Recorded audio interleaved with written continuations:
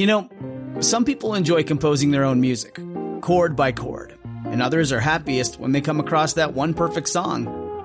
Work is not a lot different than that. Whether you prefer building your own workflow or using a pre-made template, with Monday.com, you and the team can work in a way that's comfortable for everyone. Tap the banner to go to Monday.com and build your own amazing workflow, or find an awesome template. No judgment.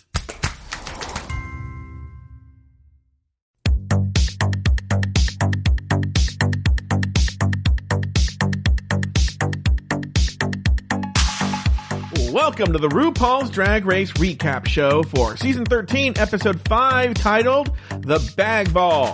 My name is Joe Betance, and I am joined, as always, by one baggy old ball. From the podcast pod is my co-pilot. Please say... Oh, you ain't got enough material to cover this body. To Taylor, the Latte Boy. Hello, Taylor the Latte Boy. Hello, Joe Betance. Everyone who's listening, you guys just missed a fascinating conversation. At times it was serious, at times it was funny. It's called Just Between Us Girls. Taylor and I shoot the shit right before we record an episode of RuPaul's Drag Race Recap, and you can always listen to that and other amazing shows over at patreon.com/afterthoughtmedia. Join at the premium level. Everyone is getting so much content lately because of this Drag Race UK and all this drama. But Taylor, usually this is the time when I go on and on and on about Patreon, but I'm actually going to turn it over to you for a good cause. Why don't you tell us about what's going on? Okay, so I am affiliated with a wonderful organization called EPIC, which stands for Empath Partners in Care. And it is primarily an AIDS service organization in the Tampa Bay area. However, this organization is expanding out to also include services for LGBTQ plus elders as well. They don't necessarily have to be HIV positive. So with fundraising being the way it is this year and taking a hit, as a lot of nonprofits do because of COVID, EPIC is now doing a virtual 5K and 10K called I Run for Safe Sex. And it is a Tampa Bay AIDS Walk event benefiting EPIC. So what I am asking folks to do, if you are so inclined, if you enjoy doing a 5K, whether you do that over a series of days where you walk a little bit or run a little bit, or if you are wheelchair bound to actually use your wheelchair to go 3.1 or 6.2 miles. But to register for this event, it's a $50 registration fee. You get a really awesome t-shirt and a really great medal. I've already done my 5K. The medal is the base. It's of a good quality, and it's a condom. It's a condom wrapper, wow. And on the condom wrapper, there is a eggplant and a peach, because we're running for safe sex. So we're using some of the emojis that are so prevalent today. And in order to register, you go to myepic.org, which is MYEPIC.org, and look for Team PIMC if you're going to register, because that's my team. I have listeners, and my co-host on pod as my co-pilot are part of a team, as well as some of our listeners who've actually already heard about this with the Afterthought Media family. A couple of folks signed up. Thank you very much for that. Or send in just a donation if you'd like to do that as well. But it's a really awesome service. And it's a lot of fun, and it gets people out and getting you some fresh air, and you're doing it for a good cause. And the money will go towards services such as mental health counseling for people who wouldn't otherwise have access to services, money for our food pantry, helping for testing, helping for people to pay for PrEP that couldn't afford the co-pays for PrEP services, all sorts of really wonderful things. But you can learn more about it at myepic.org. All right, very good. And by the way, you can look if you need to know this. You can look in the show notes for today's episode, and there will be a link in the show notes. All right, thank you, Taylor. Let's move on with the show. This week, the queens get into quick baby drag and twerk to RuPaul's song Happy Birthday, and then a bag of ball in the 3-look bag ball. Gottmik is awarded the win for this season's ball challenge, and La Ree and Joey J are left to battle it out in a lip-sync battle for their lives. In the end, La Ree's comedic lip-sync performance sends Joey J packing. Taylor the Latte Boy, name 2 things you liked about the episode and 1 thing you did not. Oh, are you okay? What were you, what did you have in your throat that made that sound? I'm sorry. It must have been a cum bubble. I liked I don't know. There's part of this that I enjoyed the episode, but as far as you normally really like the ball episodes with all of the looks, not one of my favorite ones this year. Oh, really? I'm not necessarily impressed with a lot of the looks, but I enjoyed the fact that it was going to be the ball episode. A lot of the Tamisha Iman she's a joy to watch anytime she's on TV. And so I really very much enjoyed her, particularly some of her interactions with one Candace Muse. But I also, the thing that I did not like would be the mini challenge, which I'm assuming we'll talk about a little bit shortly. I hate mini challenges like that. But what about you? What are two things you liked and one thing you did not? Well, first of all, let's acknowledge this. It's, one of the few times that we are going to, because this has been a question on the Discord. So I'm sure the people at home who listen on the public feed have the same question, which is, are we going to talk about Untucked? And of course, we are going to talk about Untucked. Because it's really the only storyline that was in the entire episode. Yeah. And it's so funny. I got a hint to, I usually don't watch Untucked because it's usually boring, but I got a hint when I saw the preview for next week's episode, and I saw Tamisha and Candy are going to fight at the top of the show because they're still wearing their bag ball looks. So I was thinking, well, if they're fighting after the runway, they must have been fighting in Untucked. So, and I texted you, and you just said, I think you should watch.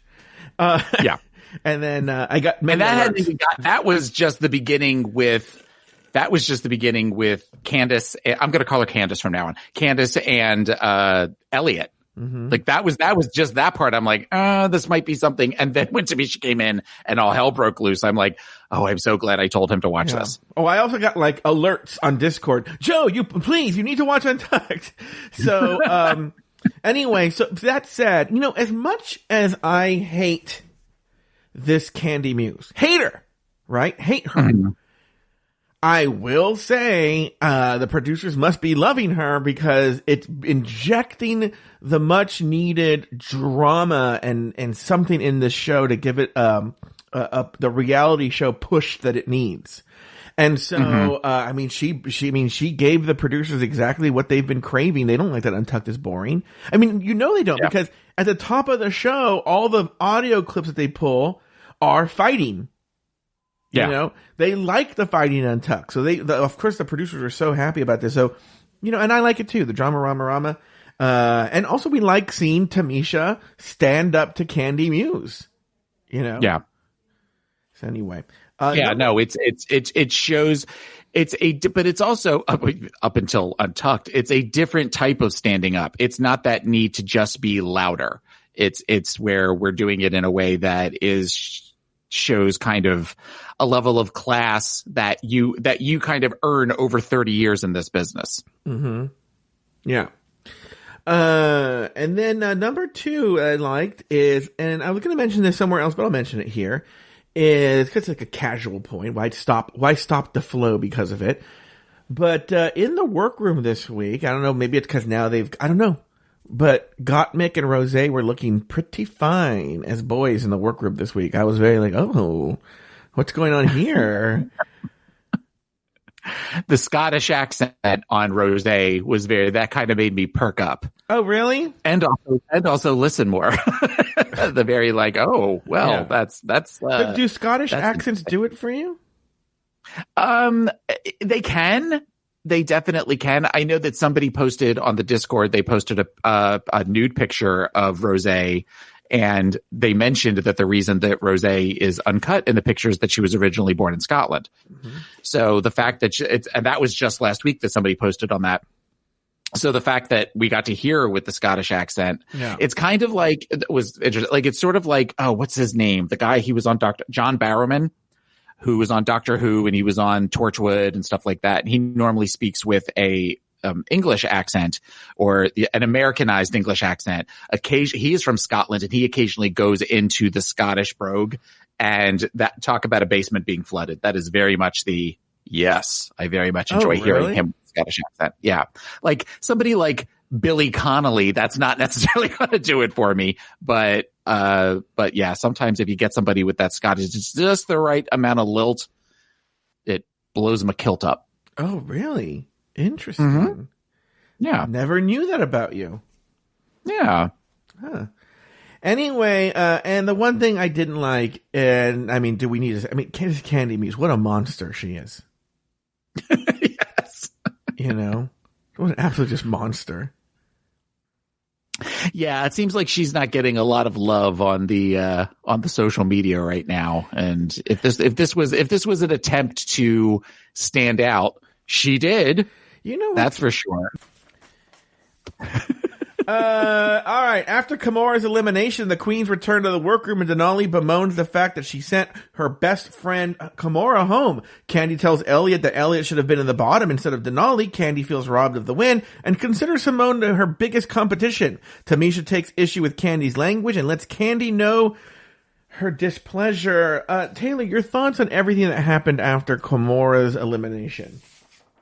Okay, well, the first thing, and again, we talk about the shady producers and the shady editors here. The first thing that they show when they come into, after they do the recap of last week's episode, is a styrofoam head that looks like the eyes on it are Asian, but there's pins all over the face. I didn't see this. Which was very much a like, oh, that's not a good way to start after Kimura went home. The thing that I guess I enjoyed, for lack of a better word, I don't necessarily normally like conflict on TV shows. I think there's something kind of trashy about it, is the fact that the way that Tamisha handled the issue with Candy talking about Simone as her biggest competition. Because one, that means that you assume that you are better than everybody else there and are being very arrogant about it. I think there is what she said later on in this segment. There is a difference between confidence and arrogance.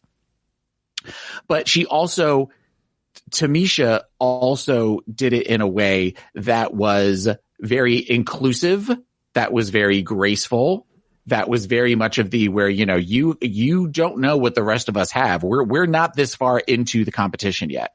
We aren't to the point where you've seen what any of the rest of us can do. So before you start saying that, you know, she's the only one here that's clearly going to win, you know, if it's not you, let's pump the brakes a little bit. I didn't understand half of what Candy was saying in the beginning. She was talking so fast and with that lisp. I mean, I got the gist of what she was saying, but I didn't catch big chunks of it. Mm-hmm. Okay. Look. It's weird because, you know, there have been it's a minority of people who have been like on social media, like, yes, Candy's gross, but Tamisha did poke the bear kind of thing. But I've thought about this because I do think in both cases, and I think even Tamisha would acknowledge that she poked the bear, so to speak. But in this case, I feel Tamisha wasn't necessarily doing it to poke the bear as much as probably because of her years of experience being at drag competitions, being around a lot of drag queens, and just knowing how the personalities can be. And probably even just knowing Drag Race, could see that Candy will use her size, strength, and volume to dominate the competition, and that Tamisha needed to step in to preemptively set a boundary, you know? Yeah. And essentially even though she is saying, don't say that about this person is my competition, I think what she's really saying is, stop dominating the narrative. Like, you're not defining, like, she's probably saying, let us all breathe, because she could see that Candy is handing the producers a storyline and maybe that's what Candy is doing to make it so that they are in the top two. If that makes sense. And also it does diminish the other queens. It really does. When you, especially, and she's right, that early in the competition, because even though we're on episode 5, in their heads, they're on episode 3. So, they've only really had 3 competition episodes. So for them, but technically, this is also episode 1 of the first. Kimura was the first one to go home. Right? Yeah. So it's episode 2 of the competition. The regular season. Yeah. This is the first. She's the first one to go. Yeah, you're right. So in their head, they've had one person go, and even though they've had 3 or 4 episodes of nonsense and no competition, now we're really in the competition. All that was just pre-show, and you're right. This is after the elimination. This is the first night of the competition, and already Candy is saying, "You're my biggest competition." All the 11 other girls here don't matter.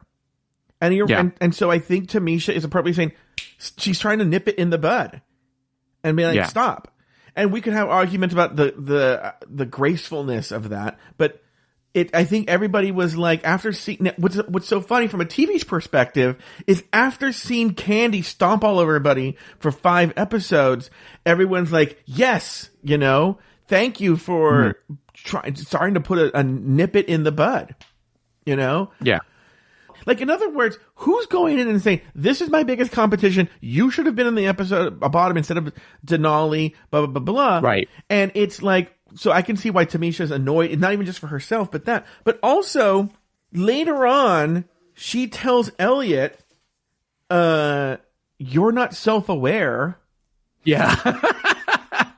Yes, no, I definitely, I picked up on that immediately, where she's talking about that Elliot needs to read the room. And I was very like, I'm sorry, what? Yeah. Like, maybe we take our own advice here. I commented on that as far as bringing it back to the first segment. Particularly, I wrote that, Candy's going to talk shit about Elliot to her face, but when Tamisha tries to nip it in the bud, then immediately she takes offense to it and is saying, oh, you want to make an enemy. Like, anybody that says anything negative to Candy, who is very much of that's the way I feel. If you don't like it, that's your problem. Mm-hmm. But then immediately when somebody says something about her and that's her problem, she's decided that she's going to make an enemy of that person. She had done it with Elliot earlier in the season. I feel like she's done it with other girls already, where if anybody tries to remotely talk shit about her, then she lashes out. She lashes out, decides that they're going to be a problem. It's very hypocritical behavior. It's also something we're not used to seeing as much in the gay community. And what I mean is yes, gays are amazing at being bullies, right? Mm-hmm. But the energy that she's giving, the form of bullying she's doing, is much more something you're akin to seeing in the straight world, where straight guys are like that. It's very almost kind of it has a sort of mobster quality, where it's threatening. I know someone who is a big person, a straight guy, and he's very, very big, right? And I've seen him use his size to intimidate people.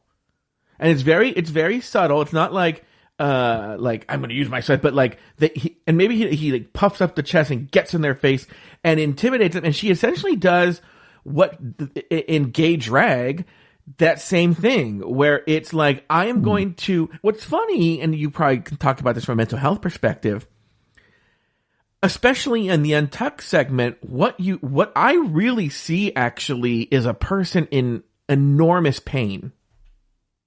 And what's funny is, we got to get in this. Remembering to get into this in Untucked is the way, and I know you wrote a book about this. All right, called Daddy. And the title of that book is Daddy Stop, by Taylor the Latte Boy DDS. Right. But I love this. I look forward to this every week. Okay, go ahead. Yeah. But in your book, Daddy Stop, the way Tina and Got Mick react around Candy makes me wonder, and I don't have any evidence, they have some sort of trauma in their past where I don't know their history. I don't want to say that I know anything about their lives, but it seems like a lot of times when like the kid has to stop, like comes from a house that fights a lot, and they're like, please, daddy, stop, or mommy, stop fighting, blah, blah, blah, blah. The reaction they had to this seemed like that too. It was specifically got Mick. Like, cause essentially, I can't get into Untucked right now. But the point is, for her to go after Elliot was so fucking rich later on. I'm like, oh, that's rich. That's what we should call that segment. Yeah. Oh, that's rich, Candy. Right? That's really? Rich. Well, I would say because it seems like she, so often with bullies pick on the kid that they feel is an easy picking. And you figure Elliot was voted off by everybody in with the loser group or the B group. And then she got to be in the winner circle. So it becomes where she is the first person that says something to Candy on the episode where it was just the six that won the lip sync.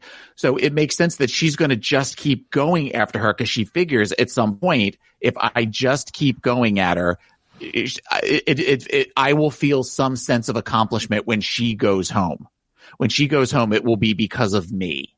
It will be because of that, because I helped to play a part in that, because I think she is, as you talked about, trying to produce her own storylines. And she figures if she's the big mouth, if she's the one that constantly is making statements and being in the middle of everything, then that will be more airtime, and that will clearly lead to her winning the crown. No, you're right. 100%. You're right. To move on, because I don't want to ignore, because what I'm afraid of as well, so thank God I have notes here, what I think. I'm afraid of not only, obviously it's necessary here, but of Candy even sucking up the air in this podcast, So I do want to point out a couple of things. One, there's a conversation that they have where they say Denali, why would they put Denali there? And actually what's funny is I don't disagree with them.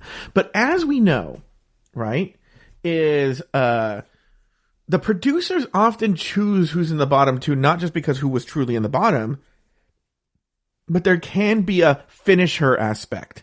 And I think they knew Denali would send Kamora home, and that's why they put her in the bottom two. They was like, maybe they weren't ready to lose Elliot, or they weren't ready because they realized there is a chance that we put these other people that we'll have to send them home. So they knew if we put in Denali, we can justify in editing a case to put her in the bottom, and she can quote unquote finish her. I think, to go back to a previous season, an iconic moment of the whole series, I think that was originally the point for Valentina, was to finish her in terms of Nina Bonina Brown. Right. And we saw that failed miserably, but yes. But I think that was originally the intent. They wanted her to finish off Nina, and she didn't. And I think the point for Denali to finish off Kamora, send her home, send her packing, and to make it justified. Yeah. So that's why. Then also later, Elliot, she's brought this up before, but she even articulated this even more than she has before, where she kept saying, when she was talking back to Candy, her argument is like, well, they keep me around for some reason, and they're like, yeah, you were part of a storyline. It could have been anybody. It's a faceless. That story was produced long before you walked in the room, Elliot. No matter who was sent, this was going to be their storyline. It was not because you're special or anything like that. Do you have any other thoughts on this pre-show segment? No, I think that the idea of anytime anybody says something to Candy, they immediately become her enemy is stupid. That speaks more to Candy than it does anybody else. Yeah. All right. Very good. Next, RuPaul enters the workroom to announce this week's mini challenge. Baby Got Back. The queens have 20 minutes to get into quick baby drag to twerk to RuPaul's song Happy Birthday. LaLa Ri stands out and wins a $2,500 gift voucher. Next, RuPaul announces this week's maxi challenge, the Bag Ball, which is a 36 look bag ball, or ball, where they're going to show 36 looks with different themes here. One of them is mixed bag. Wasn't that there's some sort of pun on bags? Yes. There's a money bags one. What was money bags about? Money bags, I think, was just to look luxurious and to look expensive. All right. And then finally was bag drag, and that's when you used bags to create your drag. It was a sewing challenge. That was, so clearly the queens bought the first two looks, and then they had to create that third look. I hate these mini challenges where they it feels like they're trying to embarrass the girls. I feel like we've seen these before with old lady drag, and we've seen it with, I'm trying to think of another one that I can't think of. Well, there was the offensive one when they had to dress like a Mexican person or something like that, or like, and I'm like, oh no, it was or were they all doing, what was her name? Frida Kahlo? Were they all of us were dressed as season 8, I believe it was, where they all had to dress as Frida Kahlo? That one was offensive to Mexicans, or it might have been Mexican. There's things like that are just very much of the, where it's like, even the thing where she did the like a little baby, and then like a bunch of them all had to make like the weird baby faces and stuff, but we're all grown men, like not in drag. And there's just something about that I hate, that I just absolutely hate that segment. And I would love to see that go away. It's so funny because I think those mini challenges like that are just stupid in general, right? But there were a couple of observations that I had that were so interesting, in that, this was filmed in late summer during the height of COVID, and they knew full well it would air sometime in early 2021. But first of all, now we learned why there was a stage there. So, okay, great. But 2 is, this is a challenge, and these kinds of challenges are meant to, it's the producer. I think it's very clever of them. The producers are knowing who their audience is, and knowing that a big chunk of their audience watches this show together in gay bars. And this is the kind of challenge that would play so well at a gay bar, at a packed gay bar. These are the kinds of challenges that do really well because the audience can laugh and hoot and holler and cheer during these kinds of challenges. And they don't necessarily play as well at home, but I feel like it was the producers. It was some sort of like sad or cute. Oh, it's cute. You thought we were going to be back in the clubs in early 2021, but thinking, well, we'll be back in the club and this will play really well at the club. Cause it doesn't really play as well at home. Maybe there are people who do, but there's no one, are there any queens who are like, yes, queen, the house down boots at home by themselves? Yeah. No, not really. Except that being said, while it didn't look like a baby other than a diaper, does Joey J in a Union Jack suit with sunglasses on and a diaper? Not the diaper part, but Union Jack suit with just the mirrored. Yep. Let's move on to the next part right here. All right. The Maxi Challenge prep. All right. In the workroom, the queen scrambled together bags as materials. Rosé cones to term bald-headed brigade, which includes Candy, Lala, and Simone. Utica helps Lala to thread her bobbin. Lala breaks her sewing machine with her bobbin. And Gottmik gives Simone pointers on crafting and styling her garment. Finally, Tamisha reveals that Tamisha was the first person to put Lala in drag, but they haven't spoken much in years. Meanwhile, Tamisha clears the air about who is and isn't a member of the House of Iman. After the break, category is impromptu as the girls give Utica a lesson in ball culture. Taylor, lots going on in the workroom before the table visits. Any thoughts for you on that? I guess my fear anytime one of the girls helps another girl with a sewing machine or a sewing challenge is because I assume that everything they put on the show is for a reason. And I guess my fear with that, particularly with Utica helping Lala, was please don't have this be something where Utica is called out on her look and Lala wins, which we saw that was never going to happen, and then takes credit for it. I feel like we saw that with BB and somebody, Bebe Zahara. It was Aja. With Aja, yeah. And I'm always afraid that that's going to play out again. So, especially because, I think we're all sort of falling in love with Utica a lot. What was the other things? The culture, the talk on ballroom culture, I thought was very important. I think it speaks a lot to our long history of LGBTQ plus history, and the fact that, again, Tamisha sort of teaching the children, by having an opportunity to do that was a very fun moment. It was very much of where she seemed to be enjoying herself, and everybody seemed to be having a good time in the workroom. I really, really liked that. I'm trying to think. What was the other thing? I don't know. Was that it? I only wait to see what I have to when I have to talk. I don't care what other people are saying. Okay. No, I think you touched on all the points. The one point I will say, and I think you have a lot to say about this, is let's talk about Simone revealing. I think she reveals in the table visits, but it comes up. We'll talk about it here. She can't sew. Yeah. And this comes up a lot on social media when a queen says this. And I actually thought about this yesterday, and I have thoughts, but I want to get your thoughts. Because RuPaul has said this on What's the Tea, like, how you come into the show and you can't sew. Meanwhile, I don't think Ru knows how to sew anything, right? Right. Ru could never work a bobbin. No. So anyway, Simone, she can't sew. What are your thoughts on that? Because RuPaul, I think it's very important that you should know how to sew when you come on RuPaul's Drag Race. I think at this point, 13 seasons in, that is a requirement at this point. I really do. I understand, because it feels like the girls who hot glue an outfit together, they are the ones who always get called on it.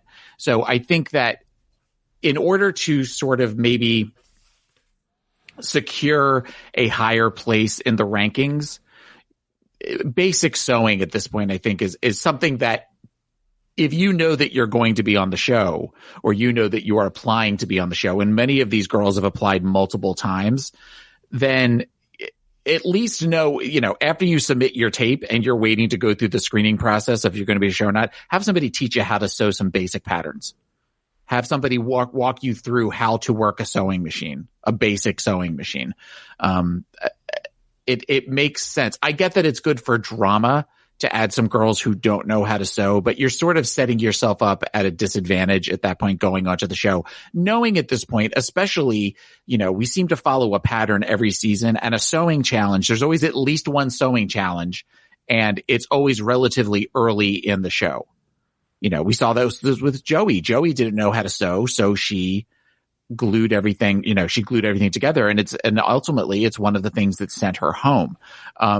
Kind of speaking on something that you just said, what I would love to see, and we know it will never, ever happen, is at least once a season on Top Chef, they do a mini challenge where Tom Colicchio, who is the head judge, competes against the contestants, where he comes in and they all have to do, whether it's a mise en place or they have to cook something with different ingredients, and he's one of the contestants. So they all are like trying to compete against Tom. I would love it if Ru came in and had where they had a sewing challenge, even as a mini challenge.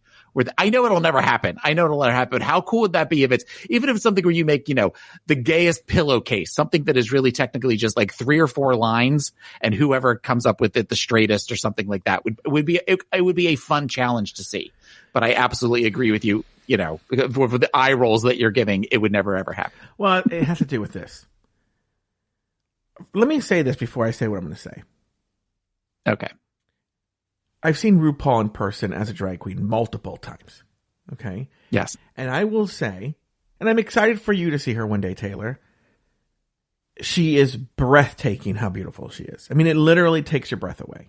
She's stunning. Mm-hmm. Okay? Yeah. Apart from that, she has none of the skills that she requires on this show. I just recently saw, and I don't know how this happened, a video on YouTube. It was on one of the social media pages of RuPaul somewhere at some random bar. But this is like Drag Race has been airing for a while, RuPaul, right? Like it's not rough looking RuPaul. This is RuPaul looking expensive. And she's performing at a gay bar. I don't even know why this happened, or there's no explanation, right? Yeah, I've seen that.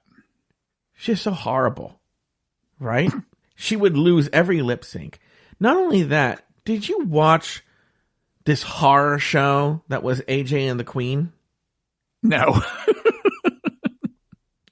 I've not heard good things about it. On that show, at several points, she has to perform. And in this show, she's like a legendary drag queen that everyone loves and is so great. On a scripted show where they have people who do everything for her, it's horrible. The big joke about this RuPaul is that essentially Matthew with her guidance, created the look that we know as RuPaul, Matthew Anderson. But like, you know, Zaldi designs the dresses. Raven's doing her makeup. They have a new a hair guy, but it used to be Delta, and before that was Matthew. Like, everything, she just sits there and they make her look like RuPaul. And everyone, even Queens have known her, like, RuPaul couldn't sew a paper bag, you know? Right. So I know this would never happen. Plus, there's a chance that somebody would do better than her, and then she would never allow herself to look stupid on the air. I know. It's just one of those in a fantasy world that would happen. Because RuPaul essentially would do would perform a lot like Kimora Hall. Wasn't there a season recently, if it was either Celebrity Drag Race or All Stars, where the judges actually competed against each other? That was the Christmas special last year. Oh, was it? Okay. And yeah, and it was clear that they switched them with people doing backflips and stuff, that it clearly wasn't Michelle and Ru. Yeah, that's right. They did a lip sync, and it was horrible. Even that. So no, that would be horrible. What they should, you know, but they should bring in drag queens who do know what they're doing, like maybe former contestants who are really good at that stuff, and have them compete against them. That's a great idea, Taylor. Yeah. If you're listening to World of Wonder, please steal that idea and do not give Taylor credit. Okay, perfect.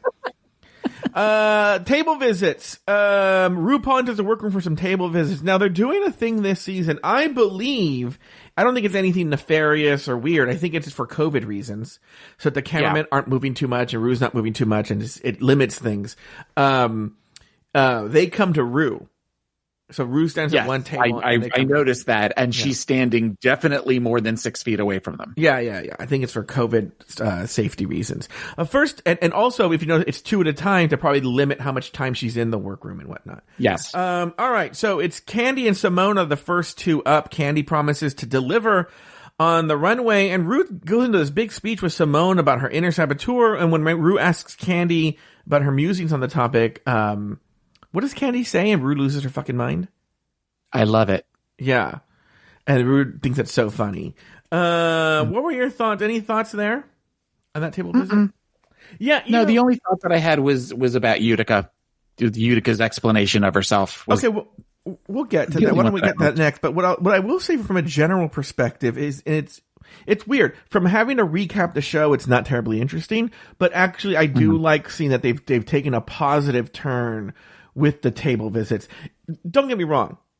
And we should probably, when we go to break now, this is more work for me. We should probably do what they do and go after the break. And it's us like fighting and stuff like that. And that never happens during the show. Because what they do, and they made it seem like before they went to the table visits, like after the break, and it's like RuPaul giving that, no face. And it's like nothing happened. That's the part I've never got. It's a lie. It is a lie. It's a 100% a lie. Anyway. And if they sprinkle those in one every 5 or 6, then that's something where you go, oh, we need to watch this. But it is always I think those of us who watch this show with any regularity know that's not going to be what's going to happen. Mm-hmm. Yeah, in fact, what I'm often doing is when I see that, if I'm paying attention, I'll go, what's the lie here? What's the reality going to be? The game is, what's the reality going to be? All right, Gottmik tells Ru that she's inspired by art and shapes. Meanwhile, Utica describes her fashion as wittier than Carol Burnett and Lucille Ball, scarier than Tim Burton, and a little bit of Alexander McQueen. We learn she makes costumes for a living, and she's going to be using sleeping bags as material. Taylor, you said you have thoughts about Utica. Just that I loved that explanation of herself. I think that there was where she is one of the quirky kids, and that she also understands and recognizes what fashion is. And I think that she's somebody to watch. And I think that the girls are starting to see that. I think that she was sort of dismissed in the beginning. I dismissed her in the beginning.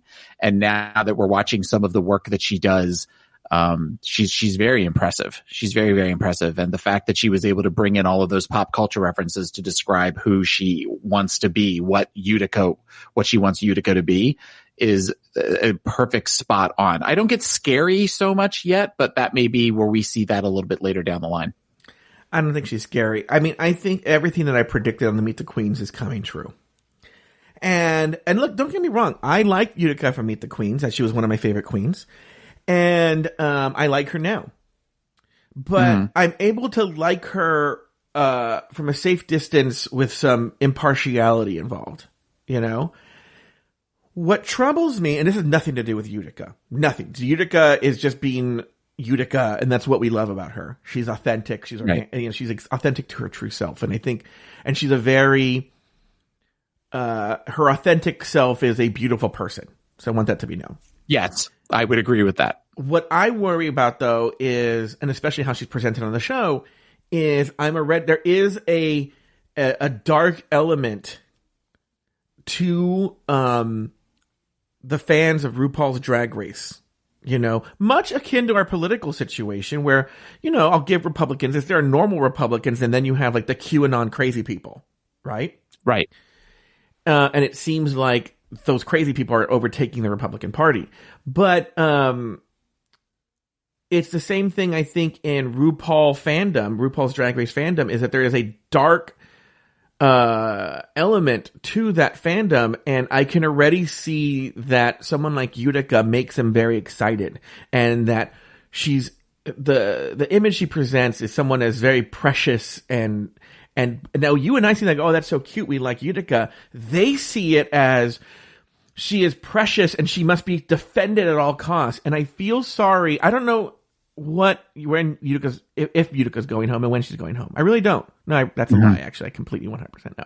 But I there's no hint to this. But what I will say is, I'll say this: if she ever lip syncs, and the odds are she will at some point, I fear the person who goes against her, and God forbid they send her home, because they will get hate like no one's business. And you know, I hate to be honest about this. It would be another Kennedy Davenport. Yes. And I think there is a racial element to this. There's an element, a faction of the fandom of RuPaul's Drag Race that is incredibly racist. It's funny that you bring up Kennedy Davenport, because on the flip side, Kennedy Davenport, when you look at her quote unquote Drag Race resume, is so fucking impressive. And then if you look at her resume outside of RuPaul's Drag Race, it's impressive. I mean, she has proven herself outside of Drag Race, before Drag Race, in Drag Race, after Drag Race, right? Yeah. Yet she doesn't get the bookings that the other queens do. She doesn't have the followers that the white queens do. She doesn't have any of that, and that is indicative of the dark side of RuPaul's Drag Race. And on that flip side, Utica is the kind of person like Katya, like Blair St. Clair, I don't know who else there is. Actually, even though Valentina's a person of color, Valentina had brought this out in people, where because remember, Nina Bonina Brown got hate for sending home Valentina, who didn't wear a fucking mask, right? Yeah. And who didn't know the word. She wore a mask. Oh yeah, I'm sorry, she wouldn't take it off, you know. She wouldn't take it off. And she got hate for sending Valentina home. And all she was doing was lip syncing for her life. And I feel that Utica, I can already even see it on the Reddit pages, is already bringing up the, I love you so much. And that she must be protected. She's a delicate. She's just like us. She's just like us. It's like we're on the show. Yeah. And it's going to be ugly if it ever happens. If you want to know if it does go, you can join at afterthought.media. Patreon page and find out on the rumor mill if it ever does. Okay, just to touch on Joey J and Lala Ree. Joey describes his style as aesthetic, as edgy butch queen. His aesthetic, as edgy butch queen and lipstick lesbian. Lala's inspired by Beyonce, Grace Jones, and a local Atlanta pageant queen scene. Finally, RuPaul gathers the queens to add one more element to the Maxi Challenge, a Coach creative tabby bag. Any thoughts on those final moments there, Taylor? I like the idea of the Coach bag being added in. I was impressed with the sponsorship. I mean, Coach is a pretty big deal. It's not fiercedragjewels.com, you know. You have to incorporate that into your look. I mean, incorporating Coach into something is that kind of shows where the show has come to the pop culture zeitgeist, to where they're having people like Coach, you know, where they're pretty much giving away these Coach bags for these girls to do whatever they want with. Yeah, no, I was thinking the same thing too. Like, oh, look at them with their Coach. It wasn't babyboybatter.com or what. Remember the early days they would have like weird ass sponsors come in. It's like, oh, look, it's Scruff. The Scruff app, you know. Andrew Christian underwear. You have to incorporate Andrew Christian underwear somewhere into your well, yeah, look, via video, they're having the coach creative director there, and they're not having stupid Andrew Christian come in and just stand there and stare at them like a lunatic. All right, Taylor. Well, why don't we take a break, and when we'll come back, we'll get into Elimination Day, and then we'll get into these fucking looks, but also a brand new segment. We'll be back right after this.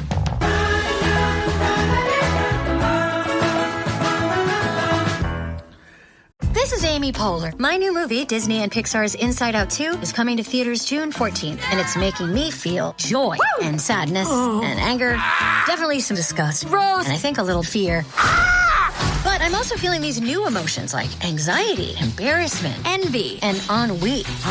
It's what you call the boredom. Okay, that one was weird. It's going to be the feel everything movie of the summer. Disney and Pixar's Inside Out 2. Rated PG. Parental guidance suggested. Only in theaters June 14th. Get tickets now. Say goodbye to your credit card rewards. Greedy corporate mega stores, led by Walmart and Target, are pushing for a law in Congress to take away your hard-earned cash back and travel points to line their pockets. The Durbin-Marshall credit card bill would enact harmful credit card routing mandates that would end credit card rewards as we know it. If you love your credit card rewards, tell your lawmakers, hands off my rewards. Tell them to oppose the Durbin-Marshall credit card bill.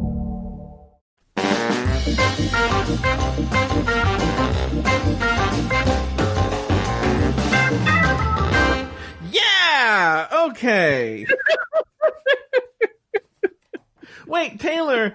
I get so excited when the music starts because I know it's going to end with a yeah. So that makes me very happy. All right. It's Elimination Day and the girls are getting ready for the runway. Candy questions Joey's taste level, and this week the girls talk about the pain of racism against the black community. Simone expresses her trauma over George Floyd's murder. Lala Ree breaks down into tears in her confessional, and Tamisha, Olivia, and Tina expand the conversation to include trans people of color. Taylor, your thoughts on the Elimination Day? Lots of heavy stuff there.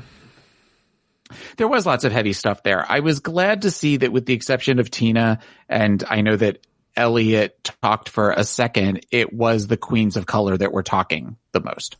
Because I feel as though it would have been easy for them to go to the cute white twinks, explaining Black Lives Matter to people. And the fact that it was all of the queens of color that were the ones that were doing the talking was important. And this is probably it's a horrible thing to say, but I mean, when they recorded this, it was so recent for them as far as the George Floyd and the protests and everything. And unfortunately, I mean, like that was one of those, I was like, oh my God, like that happened within the last 6 months. Mm-hmm. It feels like it was so long ago. Yeah. And that made me a little sad to hear that, to realize that is what I mean. Yeah.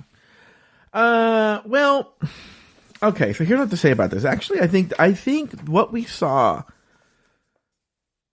believe it or not, I thought a lot about this afterwards, might be one of the most, now, by the way, I don't know if you know this, Taylor, I'm not a black person, right? Yeah, not a black person. But as a person who is an ally of black people and their movement, I think in my opinion, it was one of the most impressive commentaries I've seen in my limited experience on Black Lives Matter, and I'll tell you why.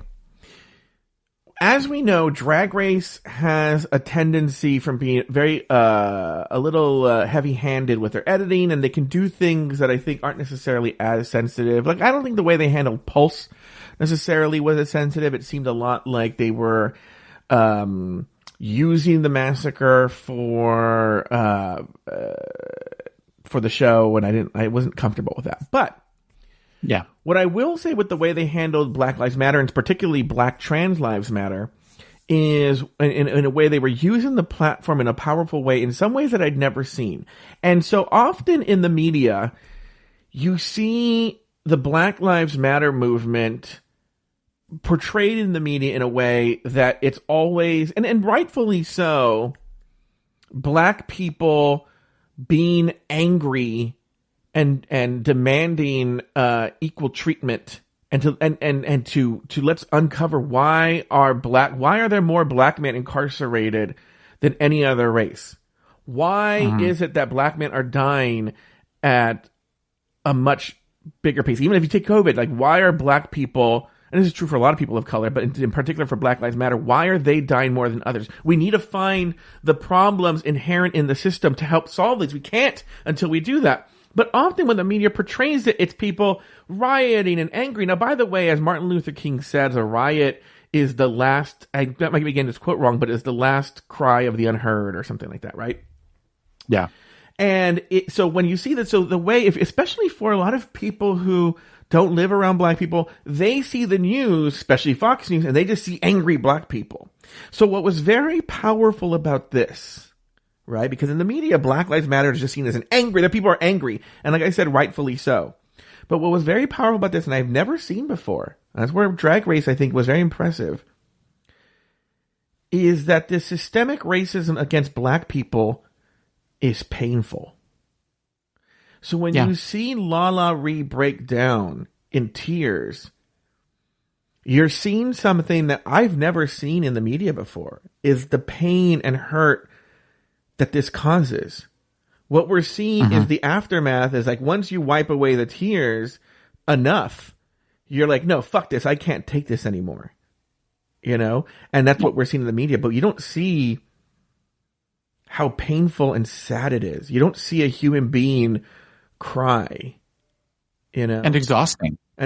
What I got from Lala crying is exhausting. The recognition that it could have just, she says it could have just as easily been me at that Wendy's. Yeah, it could have just as easily been, you know, and the idea that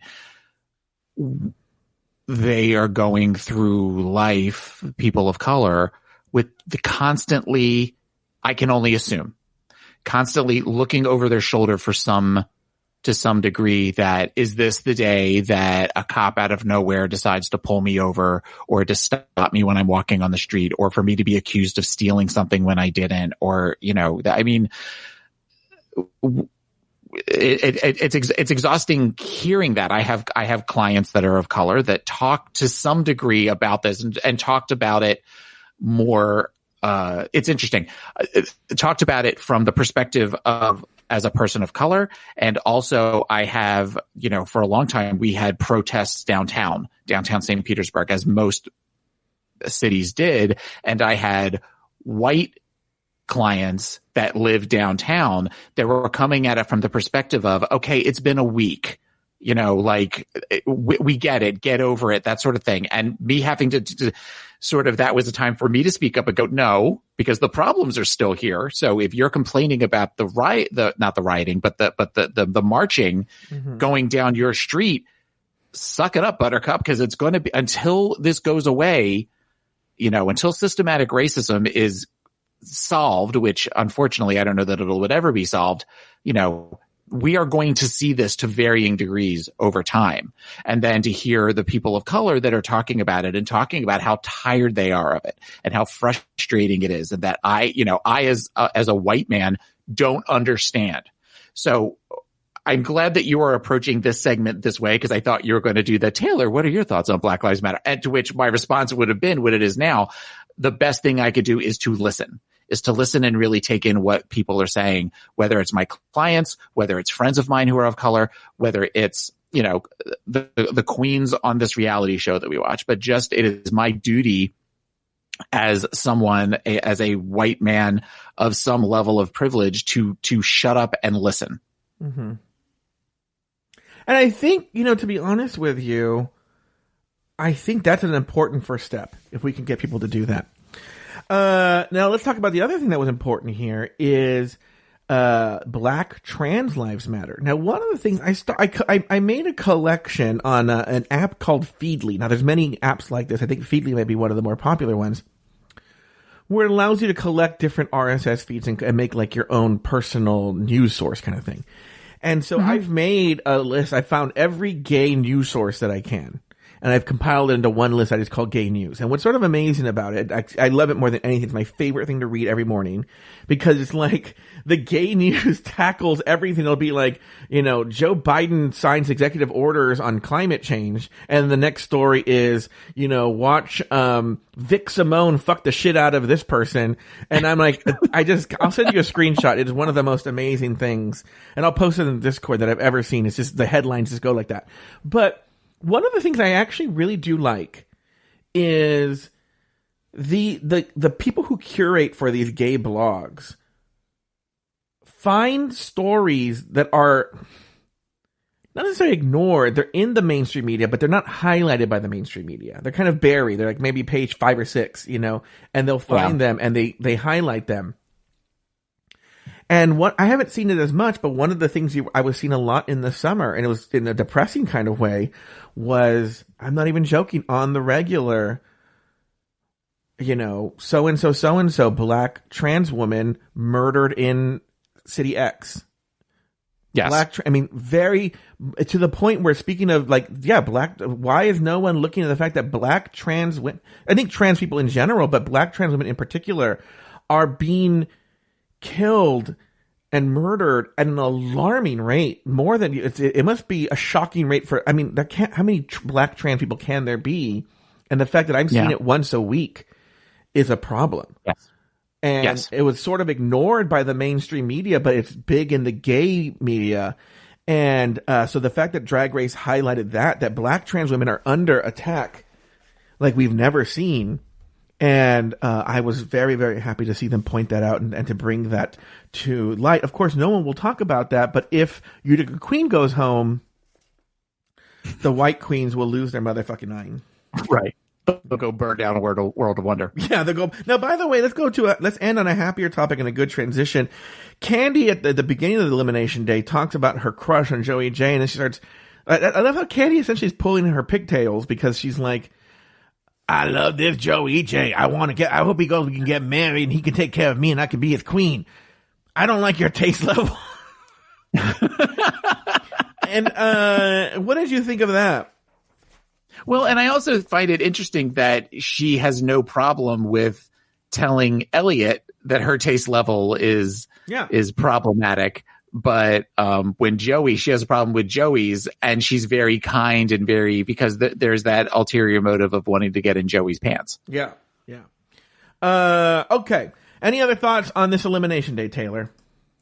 No. Okay. No, I think we covered it. Now it's time for the looks.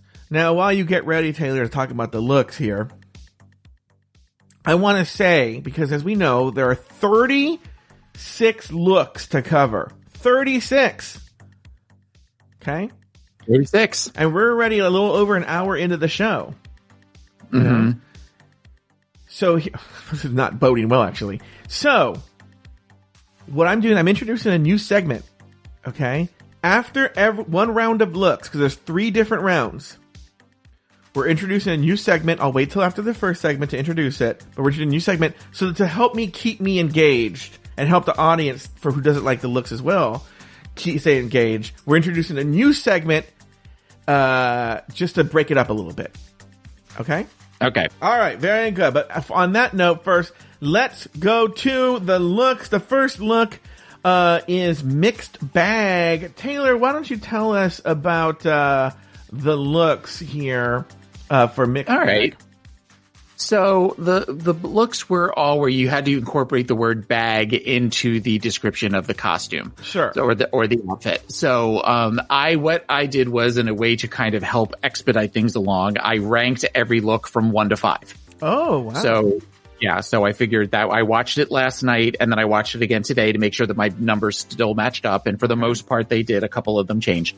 But so the first looks is Denali, who came out, I believe, as Airbag. Yeah. And she came out as a crash test dummy. Mm-hmm. I gave this look a 3. I thought it was sort of Halloween costumey to me. Oh, yeah, I could see that. That is a common theme with a lot of them, but in particular, this felt like something that you would get at a Spirit of Halloween store. Yeah. I agree. That's a good idea. All right, Joey J came out in an IV bag, which then didn't get the joke of the fact that she had IV going up the side of her nurse's outfit. Didn't make any sense to me that she could not have put the two of those together. But she came out with an IV bag on, sort of as a sexy nurse.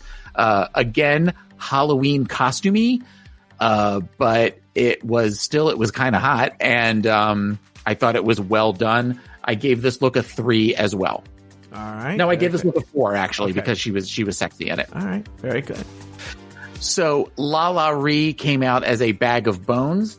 I gave this look a 1. She came in with the bottom of the dress kind of ballooned out, and it was almost looked like a canvas bag or a burlap bag. And then I think the idea was that it was supposed to be bones kind of exploding out the top of it, which is why she was wearing a black dress. And she was holding a skull. Oh. The only reason that sort of is what I was assuming was the look for there. Yeah, I think you're right.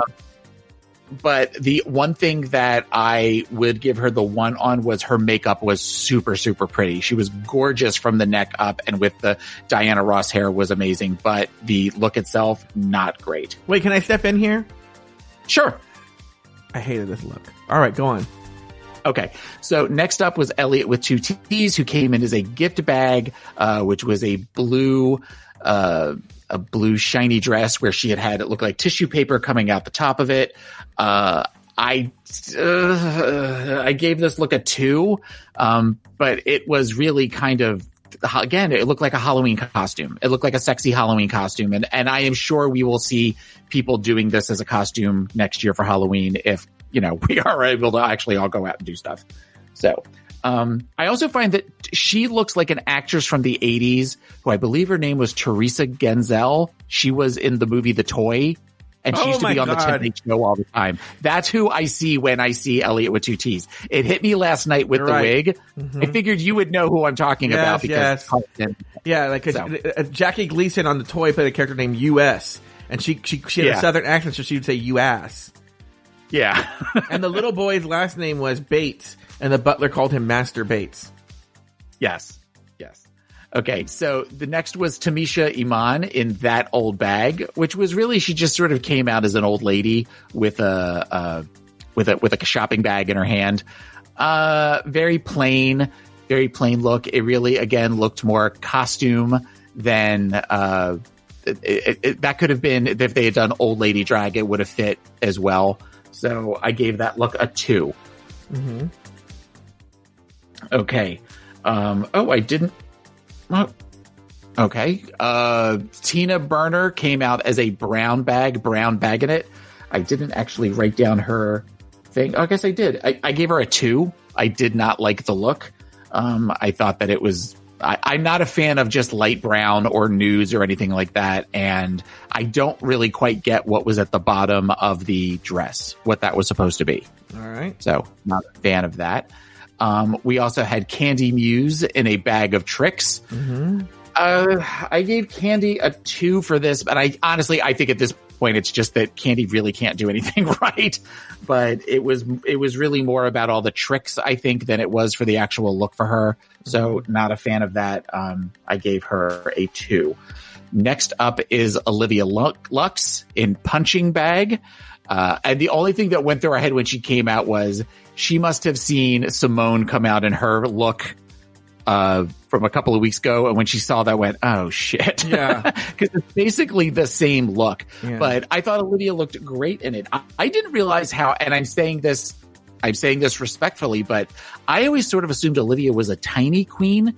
But it looks like she's actually a little thicker than we realized in this look and in her final look as well. And I'm totally okay with that. But I thought she looked beautiful.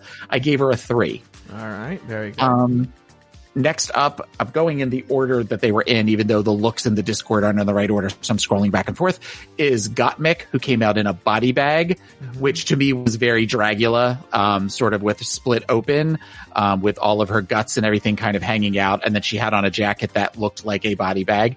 I gave this look a 4. I thought it was great because it was like something we would see on Dragula, but elegant as far as where like the flaps of where the skin is open is clearly a sequined look versus just sort of something where somebody actually put blood on themselves. And I thought it was great. I can't help but wonder if she looped the intestines and then had the intestine hanging out, if it was supposed to look like a dick and balls. I feel like that was done on purpose there. Oh, look at her. Yeah.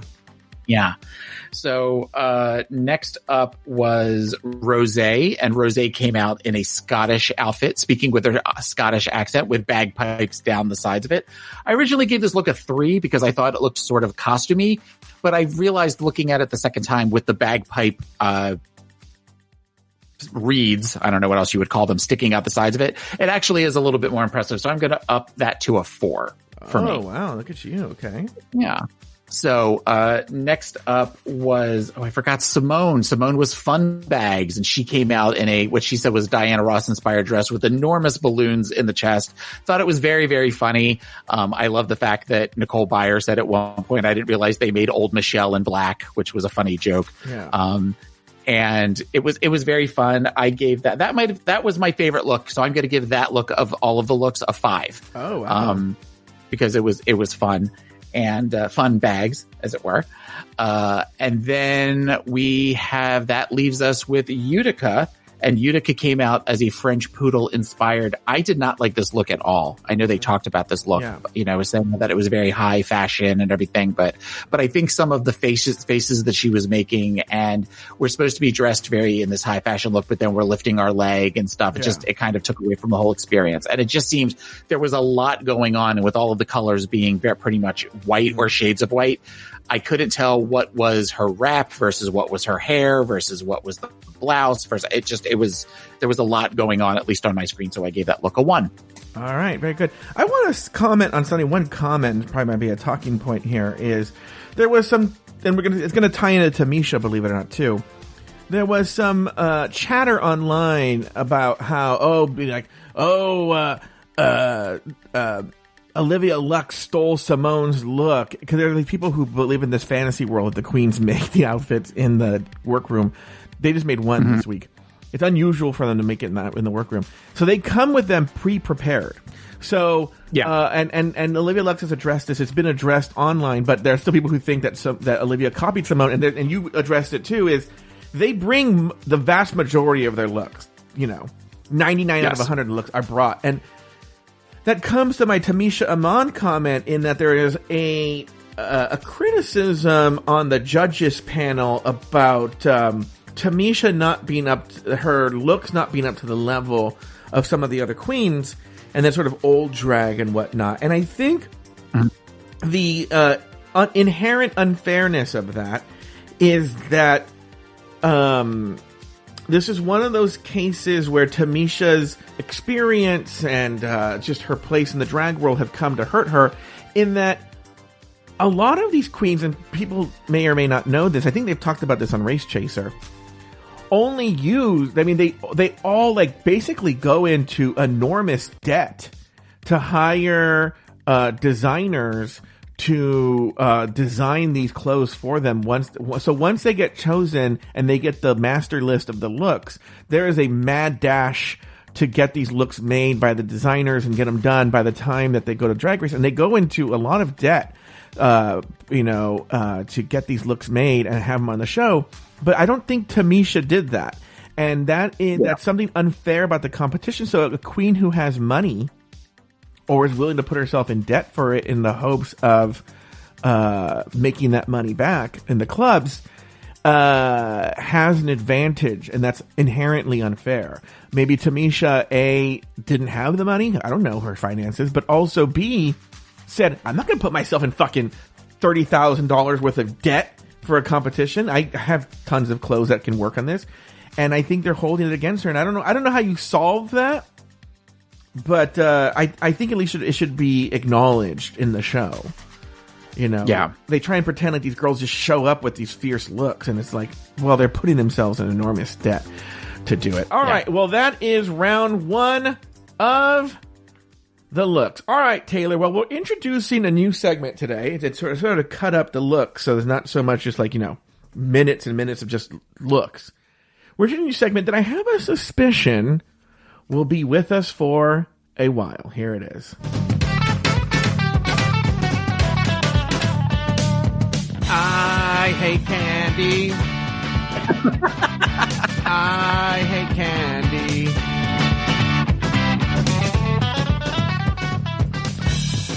All right, Taylor, it's time for our segment, I Hate Candy. We're going to first discuss Candy and Elliot from the show. This is when she tells Elliot that it should have, they get into it. And no, I think this might be from Untucked, actually. This is from Untucked. Yeah. Here we go. My question for the group would be, since we are safe and we aren't getting critiques, is there any critiques that girls here could give to each other? I believe, who is that? Is that Olivia that says that? Who says that? That's Olivia. Yeah. All right. Elliot, I think you need more self-awareness.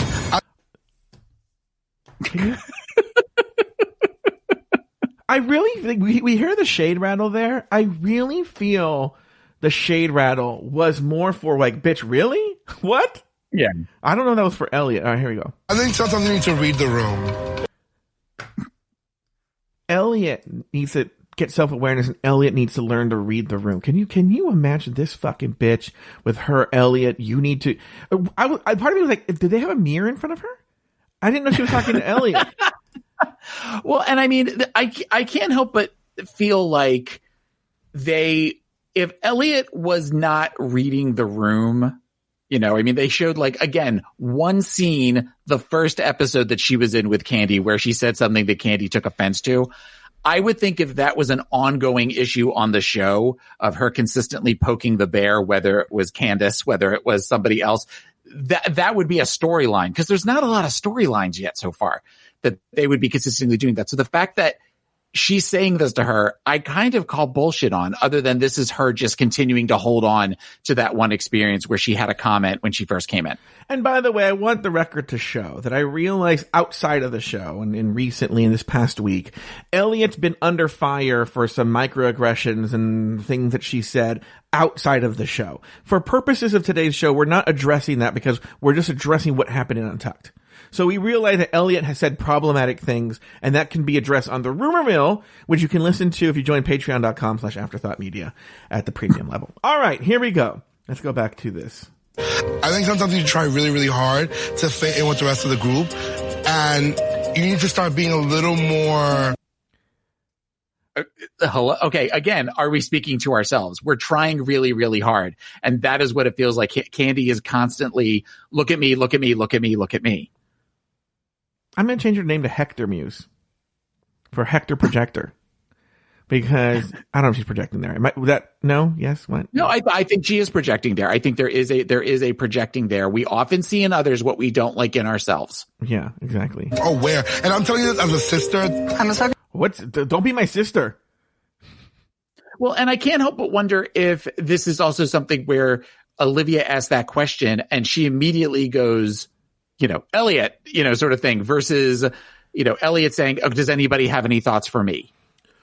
Well, not only that, I think, now look, in fairness to Candy, I guess, right? Olivia could have been better with her words. And what I mean, I think what Olivia meant, and the implication was about our looks. Yeah. Like, when you're on the runway, Rue's not saying, Elliot, you're not self-aware. Like, she said, I don't like this outfit, I don't like this. And I think Olivia meant, because the complaint was, oh my God, I had these fierce looks and I didn't get to hear the judges' opinions about them. That's an excellent point. That is an excellent point that I missed. Yeah. All okay. Right, here we go. I'm confused where this is coming from, though. I mean, there are just certain things that you say and do are just a little off-putting. And that's why I don't understand why this is coming up now. Again, who is Candy to say there are certain things that you do that are off-putting? Yeah. Yeah. But by the way, oh my God. Later on, as we'll see, they come down on Tamisha, Candy and her squad come down on Tamisha, they're like, apropos of nothing, you just came in there and said, like, I don't like you, blah, blah, blah, blah. Like, what are you talking about, Elliot? This Olivia was talking about critique our outfits. Let's critique our outfits. And you go after Elliot personally and starts to say all this stuff about her. And no one asked you. No one asked for her opinion on Elliot as a person. If it was something that we're giving critiques, I'm going to keep that to myself and not say anything. But I'm talking to you as a sis. That's a horrible thing to hide behind. I'm just telling you as a friend. I'm just telling you as a sister. Right. These horrible things about you. Meanwhile, Tamisha was acting as a sister and just said you're arrogant. And she lost her motherfucking mind. We'll hear that after the next one. But if you don't want that, I don't have to. You don't have to get fresh all of a sudden for no reason. Calm down. Miss Thing, don't try with me. I'm not trying nothing. I'm saying you don't. I'm telling you, respect my boundaries. Yes. And you're immediately getting defensive. Yes. Immediately. I also somebody, the worst thing you can say to somebody is calm down. Yeah. There's other ways to say calm down. So in that regard, I can see where that would flip a switch with Candy, but ultimately just, she's a nightmare. What's funny to compare her is, you're saying this, but Candy does the same thing to Tamisha. Tamisha's very calm. She's like, oh, I'm totally calm. You know? All right, here we go. No, I'm just saying I'm responding to what you said. Is that okay? And I'm telling you, as a sister, you need more self-awareness. Because you don't get to tell me what I need. Yes. You don't get to say what you need. If that is your opinion, that's great. But you don't do that. It is not your place to decide how everybody should be responding so that it suits you. I know. I agree. We just said here, if we had critiques for each other, what would it be? My critique. The looks, you stupid dummy. To you is, have more self-awareness. Read the room. Period. End of discussion. Moving on next. Wow. Yeah, no, okay. That whole that to me is just this, where I'm going to say what I want to say, but this is the problem with her. I'm going to say what I want to say, and then eventually we're not talking about anything else because we're not going to allow you the opportunity to prove me wrong. I hate Candy. Yeah, I have it as a drop in a bed. I'm just ready to, anytime we talk about Candy, I should just have this music playing. And what's funny, she's already doing like the control on social media. Like she's already doing damage control and like not even, but just like, but what's funny is leaning into it. And it's like, there's one point where like Tina outside says, roll the tape. I'm like, yeah, we saw the tape. I've pulled the tape. We're going to hear after the next round of looks. We're going to hear that. Oh, we're going to hear Tamisha versus Candy. And this is what everybody will be saying.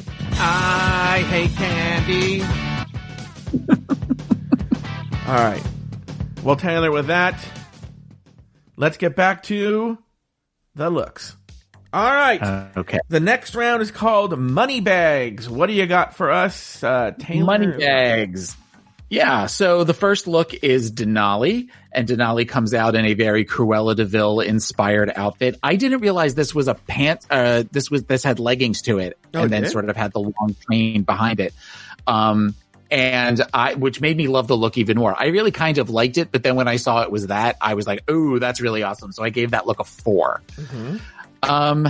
Joey J came out in a catsuit with a red blazer and an eye patch, and I don't get why she put a bunch of zeros and ones on her bag. It didn't make a lot of sense to me. So it was sort of plain and kind of off the rack looking, so I gave this look a 2. Well, you realize that was binary code. I don't know what the binary code said, but right, I get that it's binary code, but nobody's going to know what that is, or very few people would know what that is. Next up is Lalaurie. She came out in a jewel colored print sort of short skirt, no wig. So she came out as a strong woman who feels comfortable and confident shaving her head, or not having hair. And this was definitely her strongest of the 3 looks. And I loved the print itself.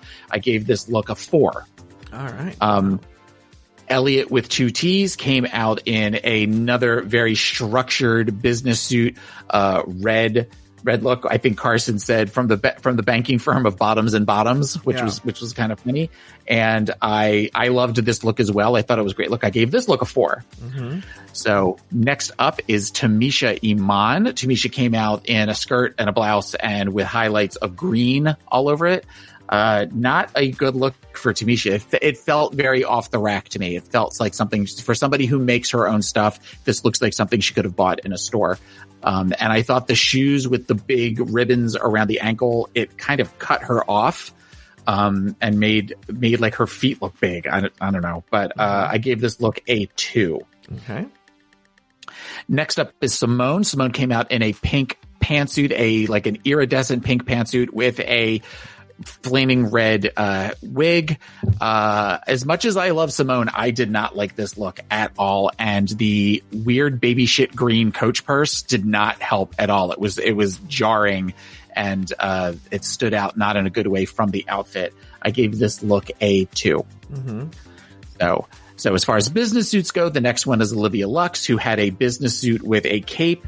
I loved this look. I wasn't crazy about her hair, but I loved the look, and I loved that the accents that she put on the purse matched the striped lining on the inside, where there is definitely some like golden yellow stripes in there, but they're really thin. But then she accented that with like the big flower, and there's something else on the one other corner of the picture that I'm looking at. Great look. I gave this look a 5. This was my favorite look of all of these looks. Yes. So no, there's somebody else who's a 5.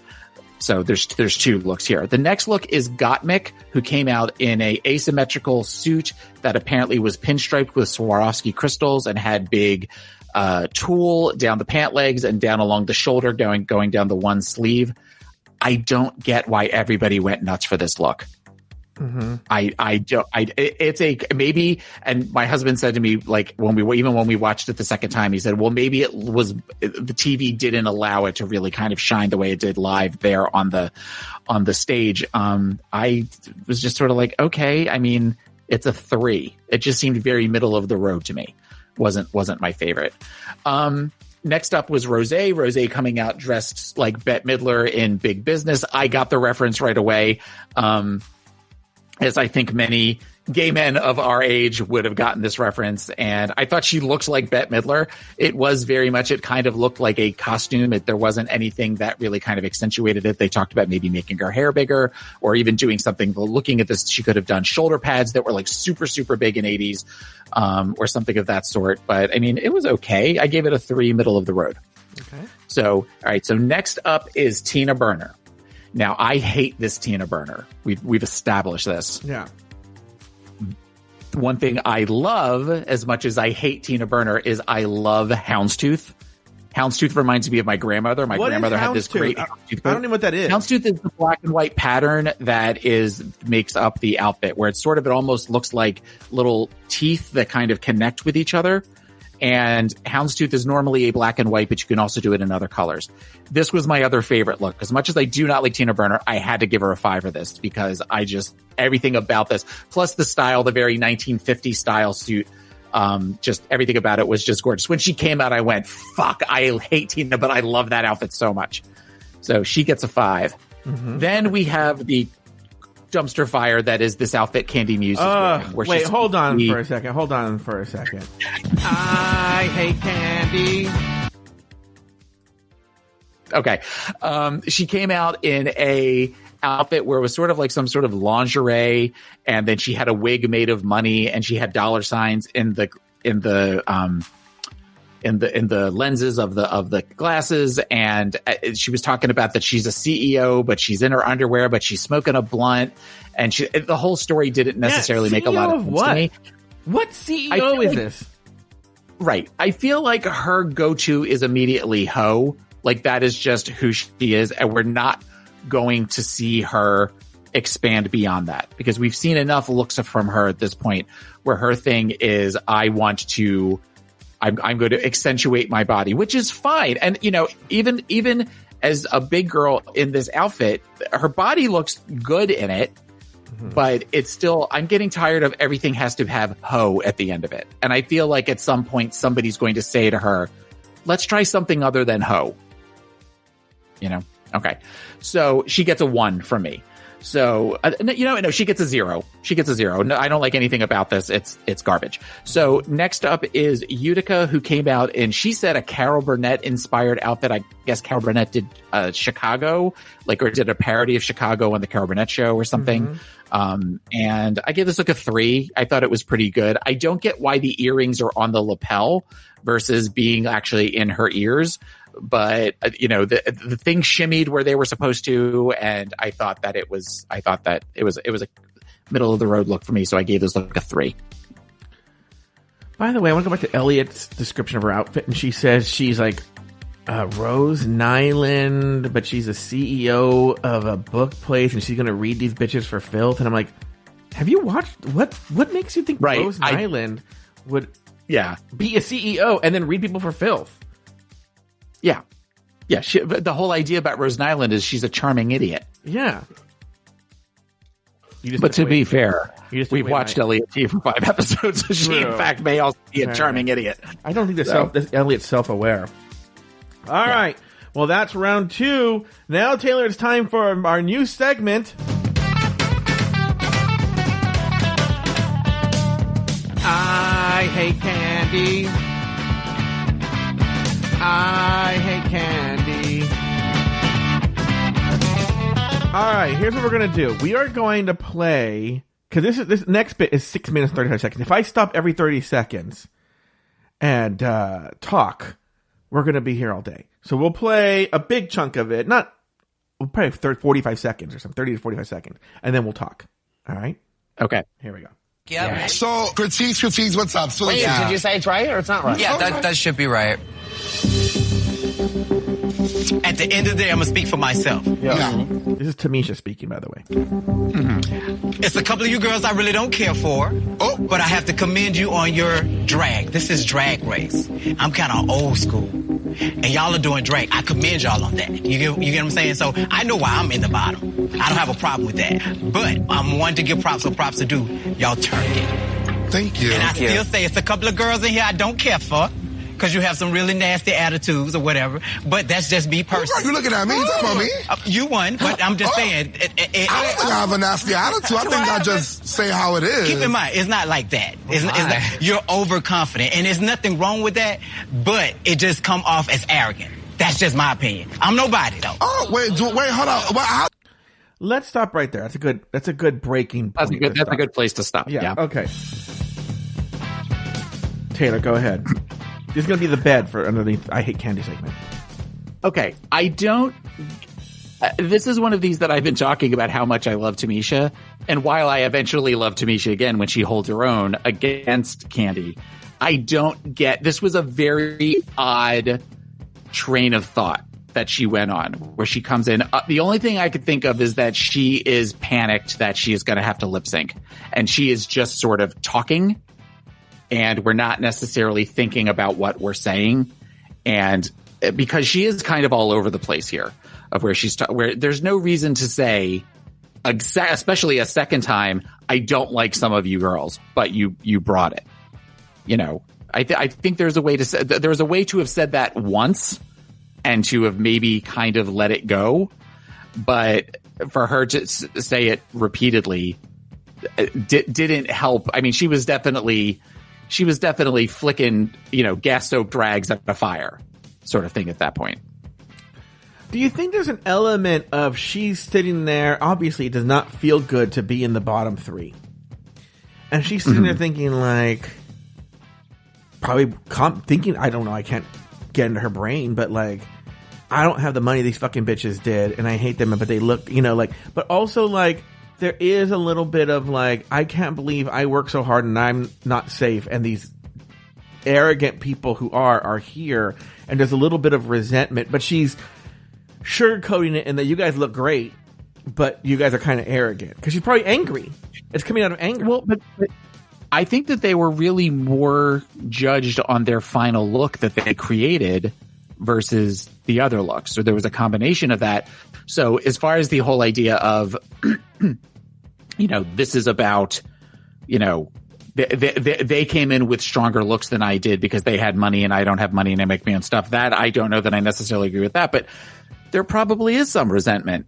Yeah, to some degree, as far as that she comes in talking about that she's all about craftsmanship and she's all about making the gowns and stuff, and then you've got Candy sitting there where it looks like Candy just kind of sewed backpacks together. That looked horrible. Yeah. All right, let's get back to this. Oh wait, sorry. I hate candy. All right, here we go. Back to this segment. do I come off as arrogant to anyone else in this group? Yes, Candy. Yes. You know you're arrogant, girl. I believe it's Joey? I could be wrong. Okay. No, it's not Joey. I can't remember who it is. It's not Joey because she asked her at one point, do you think I'm arrogant? Which we'll get to that later. But is it Elliot? That kind of sounded like Denali. Oh, Denali. Okay, here we go.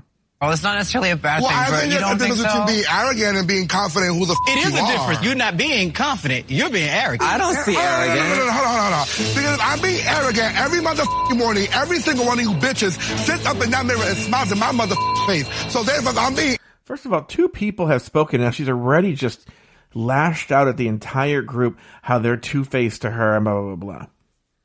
Yeah. Arrogant. You bitches can call it out. The way I call out every single thing I see in this motherfucking workroom. She just did. No one asked her to call out everything in the motherfucking workroom. She put that onus on herself.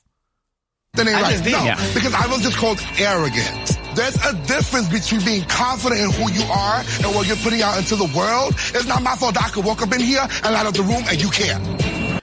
You know, I actually agree with her. There is a difference between confident and arrogant. She's arrogant. Like, yeah. Period. Who you talking to? Who you addressing it To to? anyone that wants to take it personal. Oh, well, I didn't take it personal because I didn't think he was talking to me. So, with that, see, that's funny about, like, that's sort of how Candy should have been with Elliot or something, you know, like, all right. that being said, I'm arrogant, then I'll be motherfucking arrogant to the day I motherfucking die. So what we're saying is we're not willing to grow. Mm-hmm. We're not willing to learn. That if somebody, much like she had no problem saying to Elliot, you know, you need to learn to read the room. You need to do these things. Oh, you want to come back to me? No, period. Stop. End of discussion.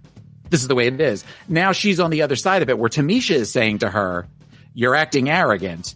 No, I'm going to be arrogant till the day I die. Period. End of discussion. So the rules apply to everyone else, but they don't apply to her.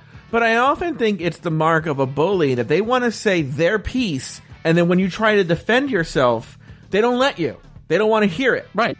And that's what she did with Elliot earlier. Is like, Elliot starts to defend herself, whether it made sense or not. She was trying to defend herself. She's like, no, I'm done. I've made my piece.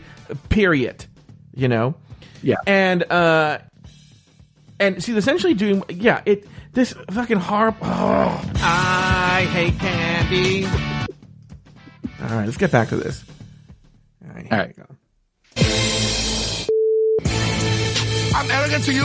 No. I'm arrogant to you? No, I'm arrogant to you? I'm arrogant to you? I'm arrogant to you? Which, that's a bullyish move to, like, then you're screaming and yelling, now I'm going to point at everybody and say, am I arrogant to you, blah, blah, blah, blah. There are some people who stand up in a second, you'll hear, but that's an intimidating position to put people in. It's actually Trumpian, to be honest with you. Yes, it is. They know you. Okay, I'm arrogant to you? What are you doing right now, girl? I asked the question, am I arrogant to you? I was called arrogant, so I want to ask the girls if I'm arrogant. So I'm arrogant to you? Some of the things you have said, This is Rosé, I believe. Thought were a little bit arrogant, but that doesn't make me dislike you. I'm saying something. And I feel it's important that Rosé does it, because I know Rosé is sort of a big deal in New York. She knows Candy personally, but then it's easier to stand up to a bully when you have the confidence to know your place. In other words, what I mean is Rosé's confident because she is that thing in New York that she knows who Candy is and her place, and so she can stand up to Candy because she doesn't think anything bad's going to happen to her. These other queens like Olivia and whatnot, they're like, I don't know what to do. The arrogant in the moment, call it out. I think you're being arrogant. If we think there's something wrong with it, like, I just got called arrogant. No, of course I'm defensive and I'm upset. You just walked in and say, I don't. Okay, so of course I'm being called out. So of course I'm defensive. Yet when she called out Elliot and Elliot started to get defensive, we shut her down. Yeah. Mm-hmm. Hypocrite. I hate Candy. I like you because you be arrogant. Girl, get the out of here with that bullshit. Oh, well, that's not bullshit. That's a fact, baby. Like I said, if you don't have star quality, baby, get the out of here. If you don't have star quality, get the fuck out of here. Well, why does arrogance mean star quality? By the way, I wonder if it kills Candy. if that's the case, if you don't have star quality, get the fuck out. Candy, get the fuck out. Because the fans have overwhelmingly fallen in love with this Tamisha Iman and overwhelmingly hate Candy Muse. Yeah. So get the fuck out, Candy. Get the fuck out. I hate Candy. Girl, star quality. I've been around 30 years, little girl. Fine. Little girl. That is the grass when you call someone a little girl. The only way that could have been better with her dressed the way she is, again, one of my favorite things that Coco. Oh fuck, Coco Latrice ever said was when she said to the one is it "Don't try it, little boy." Jay Jolie. No, wasn't Jay. Was it Jay Jolie or was it the one that went home? The little one. Oh, my you're God. right. You're right. I don't remember her name. Discord. What is her name? The Latinx one who went home second, I think, or third on season 5. Yeah, Coco. Yeah, Coco yells at her. You're right. It's don't try it, little boy. Yeah, don't try it, little boy. Yeah, it's so great. Yeah. All right, here we go. Bottom tonight.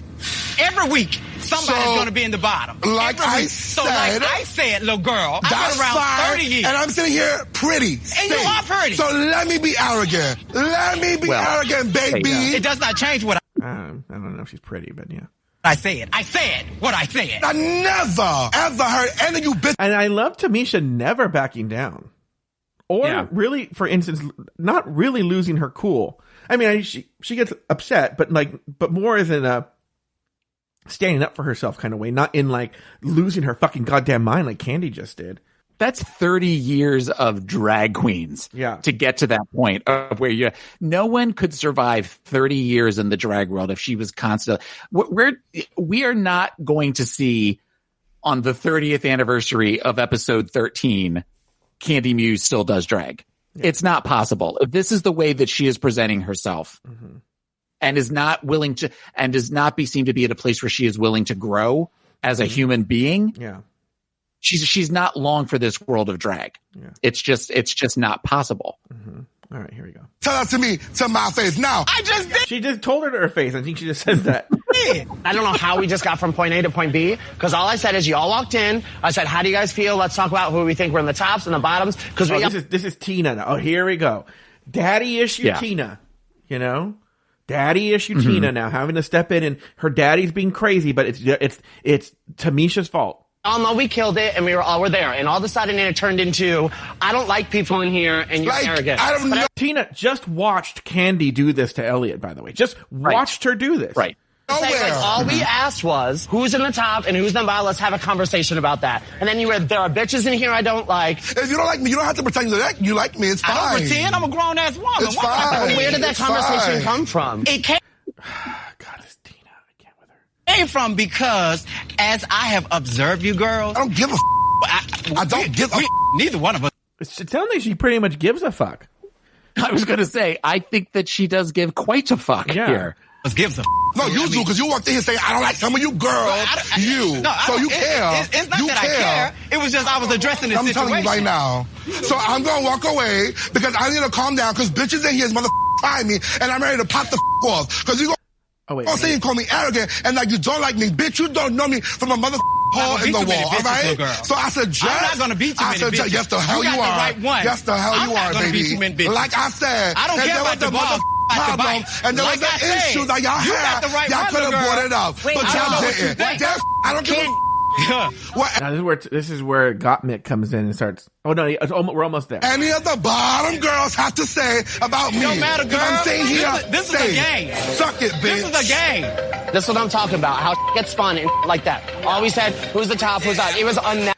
What is wrong with Tina? Like, it's like, oh my God, Tina. I think Tina is.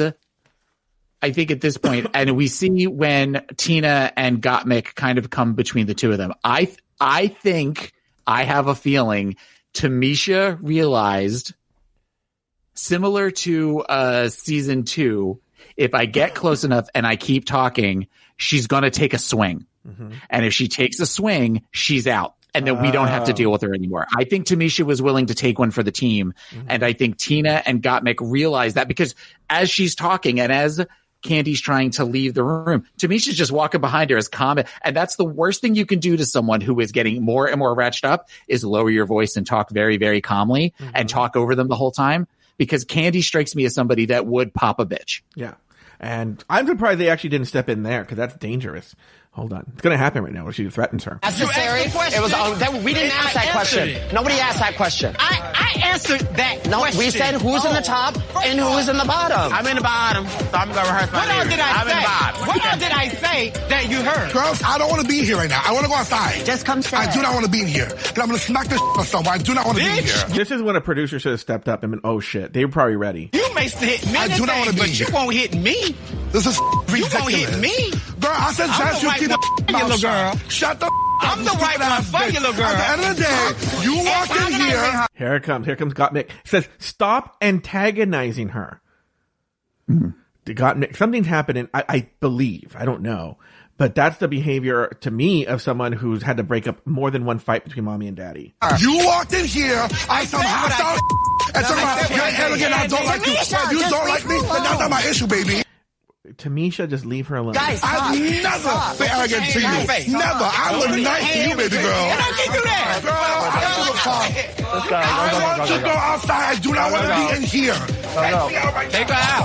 Holy. Well, I have the camera out. Well, there goes Untucked for this week. Oh my God.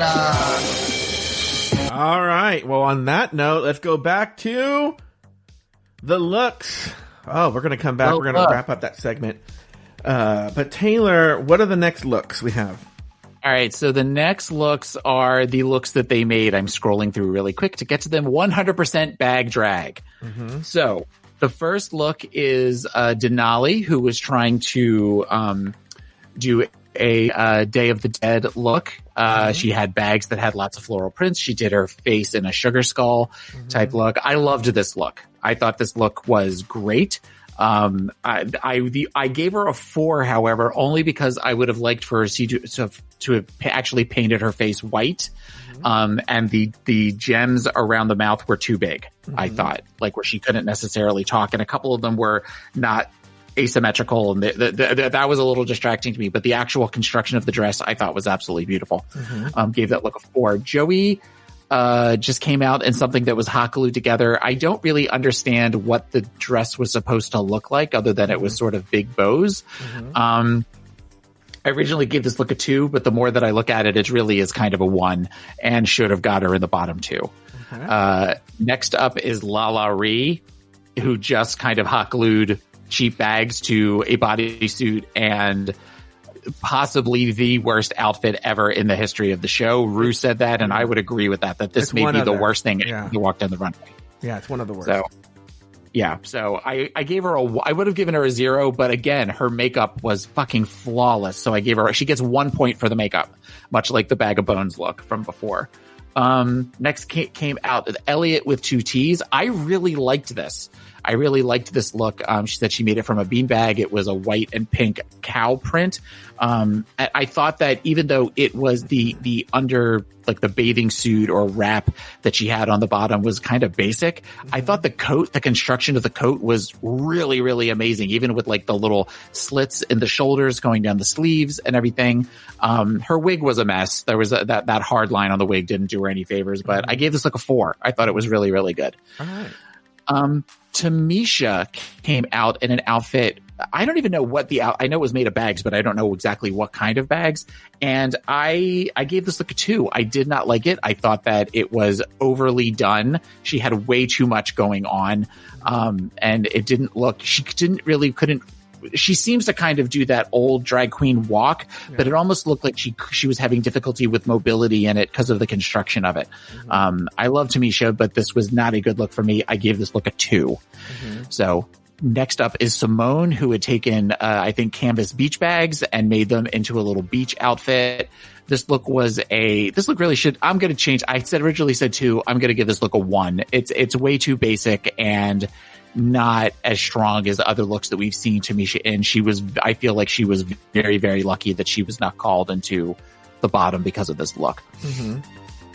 Next up is Olivia Lux, who came out with metallic bags. I loved this look. I gave this look a 5. I thought that it felt very like her doing an homage to Poison Ivy, the Batman villain. Mm-hmm. And I thought she looked beautiful in it. And I thought the construction was great on it, and everything about it was just amazing. So this is a tied for one of my 2 favorite looks, for this particular, category. So next up is Gottmik, who had panels from some kind of bag that were all tied together. She made sort of a kind of like a chest plate, and then had all of the panels tied down one leg. I hated this look. Mm-hmm. I don't get why they made such a big deal about it. It didn't seem fashionable to me. It did not seem functional to me. It just looked like a bunch of flag football flags that were all sort of just tied together, with a jock strap underneath. Just not a great look. This look gets a 1 for me. Oh, wow. Next up, we have Rosé, who came out with these metallic silver balls that she then made into a skirt that were hanging from straps, and she made a bra out of the balls. And the dress definitely had movement. What the outfit did when she would spin, all of the balls kind of went up in the air. Great. Very perfect symmetrical wig that she was wearing. I gave this look a 4. I thought this look was fun. I like a good robot look. We saw a really good robot look on Drag Race UK last week, and I thought that this kind of fits in the same family of that as far as, drag robots go. Next up is Tina Burner, who kept going on and on about how impressed everybody should be that she made an outfit out of a beanbag. Okay, so you had one panel that you were able to kind of construct this in with with yellow suspenders, because apparently suspenders is her thing. I gave this look a 1. I thought it was very, very basic and boring. It was just very, very boring to me. Next up is Candy Muse, who came out. We talked about this a little bit, where she just sort of strapped backpacks together. And her makeup, I don't get what she was trying to go for with the makeup, but it looked blotchy. And I did like her wig, so that sort of gets her a 1, but the outfit itself was just a big old mess. And finally, we have Utica, who came out in some outfits that were an outfit that was constructed from sleeping bag patterns, constructed perfectly. This is high drag. This is high fashion. I thought everything about this look, right down to the bowl pixie cut wig, everything about this look speaks to who Utica is, and was just amazing. All right. Wow. We got through it, Taylor. Those are the looks. All right. Let's just wrap up. We only have a very small amount of time left with our new segment. I hate candy. I hate candy. All right, Taylor, this is where we talk about Candy Muse. A couple of things that were in the Discord. The queen we were trying to think of with the Don't Try It little boy was Serena Chacha. Yes. Serena Chacha. Also, Humble Pie points out, I don't know where her evidence of this is that if were Candy to have punched Tamisha Mon, that she believes the policy is that they would both go home to prevent that strategy. I don't know if that's true, but I will say if that is true, that could still be a strategy on Tamisha's part, knowing that she could possibly be in the bottom, doesn't have long for the show. She's going to take Candy down with her, but we don't know. I've never heard that policy because I don't think they've ever had that happen. But all right, let's get into. I know there was the one early on with Morgan and the girl from Chicago bitch. Where at one point she's yelling at her and Morgan is doing the hit me right here, and she's like pointing at her chin, like please hit me, sort of thing. So maybe that's where that came from. Mystique. Okay. Mystique, yeah. Mystique Summers Madison. Thank you to Drew Books, by the way, for bringing all of those pictures into the Discord so that we could look at them and go over them. He's apologizing for the quality of the pictures, but there's really no need to, because I couldn't have remembered 36 looks off the top of my head. So thank you very much. Yeah, you would think the producer would put those pictures in there, but yeah, jeez. I hope his friend listens to that and she can come and murder me, strangle me to death because I said something about her dear Luke. Oh my God! I know, Joe. That's so arrogant. I know. I'm so arrogant. Here we go. Oh, yeah. I think she says I'm arrogant, too. I'm a bully. I go to her house and start yelling at her. No. Hold on for a second. You just did that. I'm kidding. You're not a bully. I am the Tamisha. I would have been pushing Candy's buttons. All right. Here we go. Am I crazy? Listen, what just happened? Yes, you are. Yes, you are crazy, but you got a mind and you speak up. But it made no sense and it came out of nowhere. It's on tape. It came out of nowhere. Says, check the tapes, rewind it. I asked. We did. We've been checking the tapes the whole time, Tina. Thank you. In the bottom. I think, Graham Norton dated this Tina Burner, and he talked about what like Tina Burner hurt him, and what a mess she was, and all his friends hated her when they were dating. I'm sitting in the safe, bitch, and you're married because your ass is gonna go home tonight. Goodbye. And if that's me being arrogant, then so be it. I don't give a because she don't piss me off. Chill out. Oh my God. And then, look at those enablers right there sitting with her. Look, we all just saw what happened. We were there. Take a breath. You're fine, all right? You safe. Yeah, she's in the bottom. We're all just heated angels today. Goodbye. I will say, I didn't pull it, but that B moment was probably good for diffusing the anger. Yeah. Yeah. Because Candy comes back calmer. We're going to hear that in a second. Goodbye. We're heated little gorgelintrices today. And now at this point there's been a lot that's happened, but now Candy walks back into the workroom. Yeah. This has my favorite moment of the entire thing in it. Okay. Here we go. This section. I was not trying to go off on anyone. Yeah. She wasn't trying to go off on anyone. But I was very upset. No. She was upset. No. What? You? Upset? Oh, what? I didn't. Is that why you were outside? Oh. With the way things just went down in this room was very disgusting. Yeah. We agree. Yeah. Uh-huh. On my part too, because I went ham. On my part too. Oh, on my part because you went ham. On my part too. Not. Okay. Oh God. Okay. But what you did, don't point at me, was rude. It was. That's your favorite movement? Don't point at me. For some reason when she did that, I laughed so hard because it is such a queen move. Yeah. At this point. Yeah, don't point at me. It's awesome. I love that. I love it. Now, to my girls over here, I apologize for going off the way I went off. I sit here and I try to make everyone kiki and joke and laugh and make sure everyone's having a good time. Just yesterday, the girls were in the mirror talking about this is terrorism. But why is it her job to make sure that everyone kikis and laughs? Oh, Candy, you light up the room. We have so much joy working with you. And now, did anyone tell her that? Who said that? I don't know. Who said that? I'd be angry. I can imagine you light up the room. Light up the room when you're in the room. The next day, oh, Candy, you're arrogant. Pick a side and then come talk to me. Well, yeah. I think if someone says one thing one day and then say the negative, I think they're it's closer to the negative than it is the positive. Okay, but then the only person who that would be the case would be, at this point, the only one she said would be Tamisha. Yeah. And I can't imagine a world in which Tamisha comes up to Candy and says, oh, you light up a room when you're in here. We're just so thankful. And then comes to you the next, because the only one who really said you're arrogant is her. I mean, some people agreed, or when they had the finger pointed at them, they said you can be arrogant. Yeah. Yeah.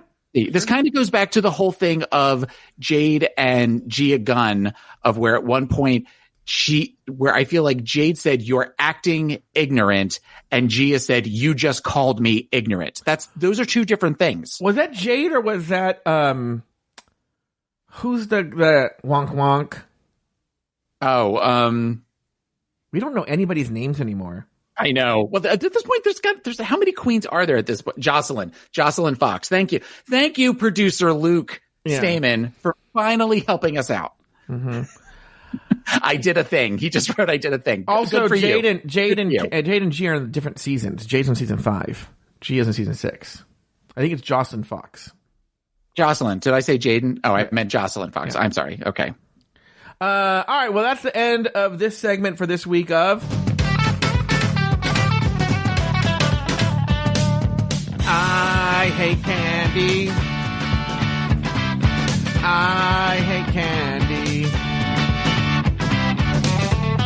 All right. right. On the main stage, RuPaul christens Denali, Elliott, Simone, Olivia, Tina, and Candy is safe. Utica, Rose, and Gottmik are in the top 3 of the week, while Joey J, Tamisha Iman, and Lala Ree are in the bottom 3. Later, RuPaul highlights the work of Utica Queen and Gottmik, but finally names Gottmik as the winner of this week's challenge. As for the bottom 3, Tamisha ekes out a safe position, leaving Lala Ree and Joey J to engage in a lip-sync battle for their lives. The song, Fancy by Iggy Azalea and Charlie XCX. Is that how you say that?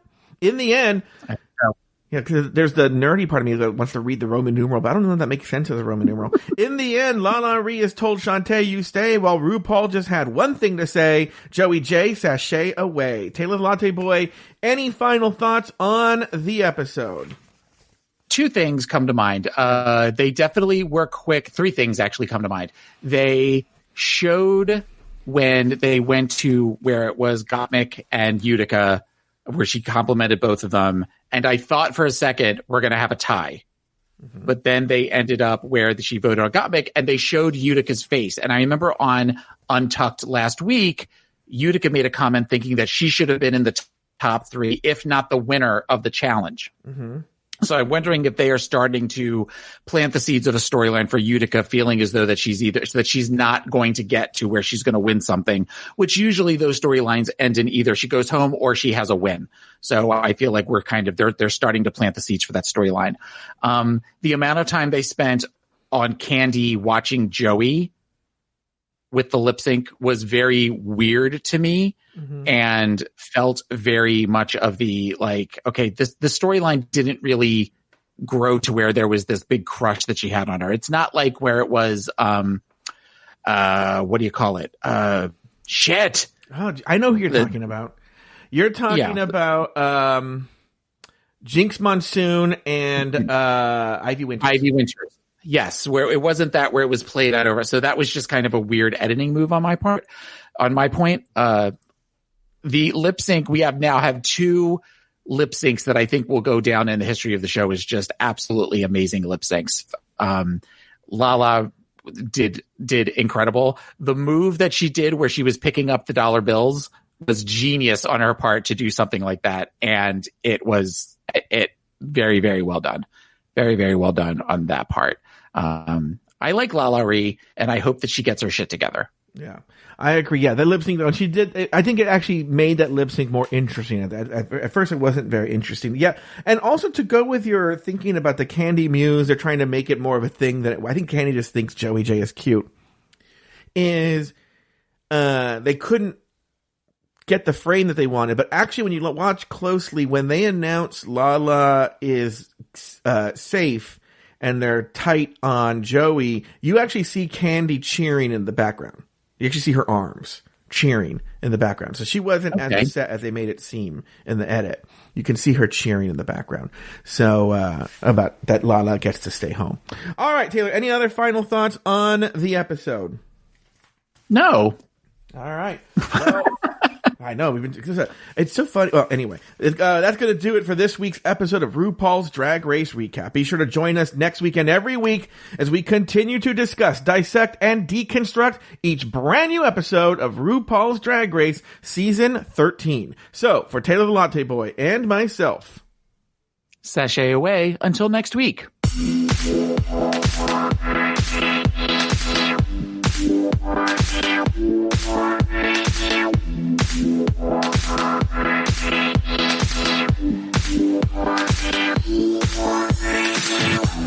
Thank you for listening to RuPaul's Drag Race Recap.